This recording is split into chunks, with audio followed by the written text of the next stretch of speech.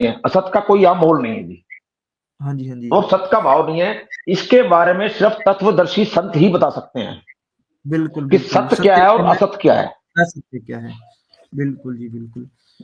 और और आगे। क्योंकि एक आम इंसान इसके बारे में व्याख्या नहीं कर सकता जी। बिल्कुल जी, बिल्कुल। फिर डॉक्टर साहब ने अगले में बता ही दिया 17वें के अंदर कि नाश रहित तो तू उसको जाओ जिससे यह संपूर्ण जगत दृश्यमान व्याप्त है, इस अविनाशी का विनाश करने में कोई समर्थ नहीं। जैसे 12वें में कहा था कि अर्जुन तेरे और मेरे तो जन्म होते रहेंगे, पहले हाँ भी जी, थे हाँ जी, अब भी हैं और आगे भी रहेंगे। लेकिन हाँ जी, हाँ यहां जी, पे गीता ज्ञानदाता कहता है कि नाश रहित तो उसको जान, यानी कि नाश रहित परमात्मा कोई और है हाँ जी, हाँ जी, जिससे यह संपूर्ण जगत व्याप्त है, इस अविनाशी का विनाश करने में कोई समर्थ, उसका कभी विनाश हो ही नहीं सकता। अगर अगर वो कभी धरती पर प्रकट भी होते हैं तो सह शरीर आते हाँ हैं और जी। सह शरीर जाते हैं, उनका कभी शरीर का भी विनाश नहीं होता भी। तो ये लीला बिल्कुल। सिर्फ पूर्ण परमात्मा कबीर देव ने की थी। हाँ जी, हाँ जी, क्योंकि पूर्ण परमात्मा जो होते हैं वो किसी की माँ के कोख से जन्म नहीं लेते, वो हाँ जी, सतलोक हाँ से सह शरीर आते हैं और सह शरीर ही जी। जाते हैं, उनका कभी बिल्कुल विनाश नहीं होता। जी। आपका कहने का तात्पर्य है कि जो गीता ज्ञान आता है उससे अलग है जो अविनाशी परमात्मा है। जी जी जी जी। हाँ जी। और जो अविनाशी ये हमने परमात्मा आपके कभी। ये हमने आपके पिछले वीडियो में ना, पिछले वीडियो में हाँ हमने जी, आपको बताया भी था कि वो हाँ परमात्मा जी, कबीर देव है, वेदों से और भगवत गीता से प्रमाणित किया था, और हम आगे भी हाँ जी, करेंगे। और जिसको जी। कबीर देव के बारे में जानकारी लेनी है तो आपके पिछले वीडियो देख सकता है। हाँ जी, हाँ जी, बिल्कुल।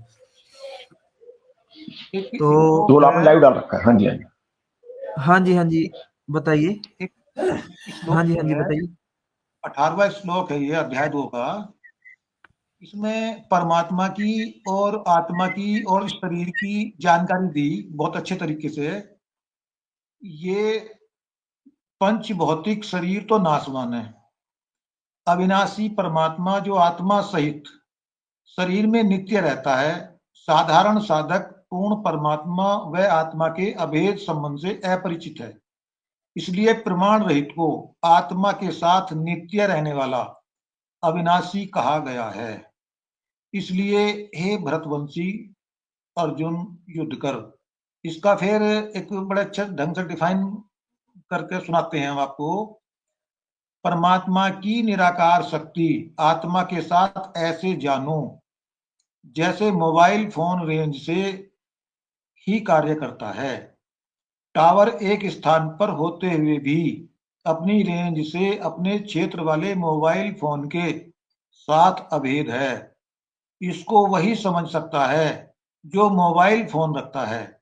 इसी प्रकार परमात्मा अपने निज स्थान सतलोक में रहता है या जहां भी आता जाता है, अपनी निराकार शक्ति की रेंज को उसी तरह प्रत्येक ब्रह्मांड के प्रत्येक प्राणी व स्थान अर्थात जड़ व चेतन पर फैलाए रहता है।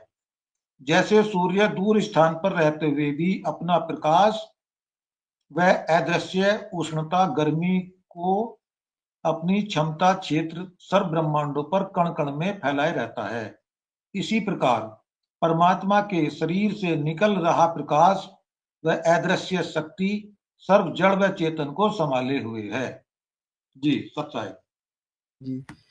जी, जैसा कि हाँ, निर्णय निकल के आ रहा है, जो परमात्मा है, परमेश्वर है, सर्वशक्तिमान ईश्वर है, अगर वो इस मर्त्युलोक में आने के बाद में वो अगर अपना पंचभौतिक शरीर त्याग देता है या छोड़ देता है या माँ के गर्भ से जन्म लेता है, तो वो सर्वशक्तिमान ईश्वर नहीं होगा। जी, यानी कि उस परमात्मा तो सिर्फ हाँ जी, परमा यानी कि परमात्मा सहशरीर भी आ सकता है, जो सहशरीर नहीं आता है वो सर्वशक्तिमान ईश्वर नहीं है।